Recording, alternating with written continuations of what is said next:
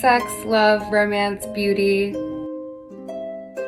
How can I cultivate a really special night, change it up from BJ's on the couch? BJ's on the couch sounds special. I'm just gonna say add more dirty talk. I feel like dirty talk is the fastest way to switch it up. Thinking of yourself sort of like the protagonist of like your sexy story, and so like sort of having like I don't know, like a bravado or like confidence the way you think about yourself, and maybe switch up like, I don't know, your character. And come to think of it, a recent history of plenty of, was it BJ's on the couch or whatever? Yeah. Seems like maybe it's time that you ask for something. Yeah, that's true. How do you feel sexy while healing from sexual trauma? I think the first part about feeling sexy is being in touch with yourself, being in touch with your thoughts, and being in touch with your emotions. And so I think especially in this case, when you're healing from something, it's really about being in touch with your emotions. There'll be times where you're just not up for it, right?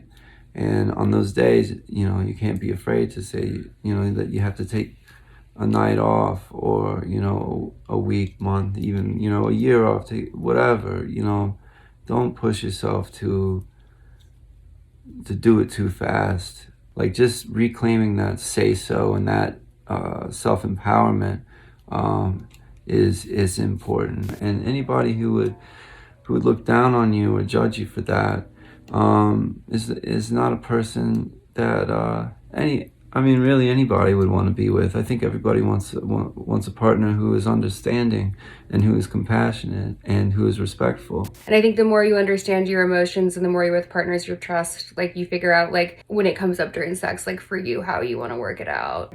When you feel like the romance has died, do you leave or try to revive it?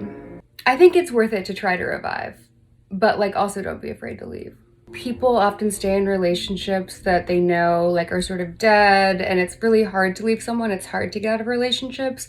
So I'm typically always a proponent of like, change your life, move on, find joy again in your life, and don't be afraid to keep looking for love. Yeah, I guess it kind of depends on the context. I mean, if you know that is done and it's never coming back, then you're not just doing yourself a disservice, you're doing the other person a disservice by, sticking around and yeah, because they deserve it. to find love too again. But I really think that it's so easy to get lazy in relationships and get into patterns of just like resenting each other and not keeping it alive. And I definitely think it's worth it always, if there's still something there, to remember why you fell in love with the person in the first place, to like revive the sex and just see where it goes. What makes you feel most luxurious? Taking care of myself, taking care of my body. I have this whole like Venusian thing where like I keep an altar, I have candles to Venus, I have candles to Bridget, in sort of this goddess worship way. So you have like an altar where maybe like that's where you do your spiritual work, but then like for me, what makes me feel most luxurious is also bringing that sort of sense to like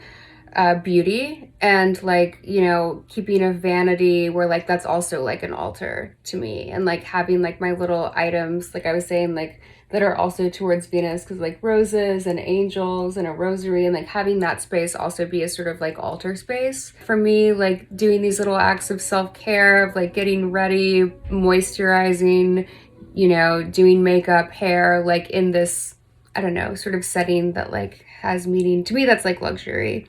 Having sex makes me feel luxurious. Yeah, It makes me feel very luxurious. Sex is luxurious. It's very luxurious.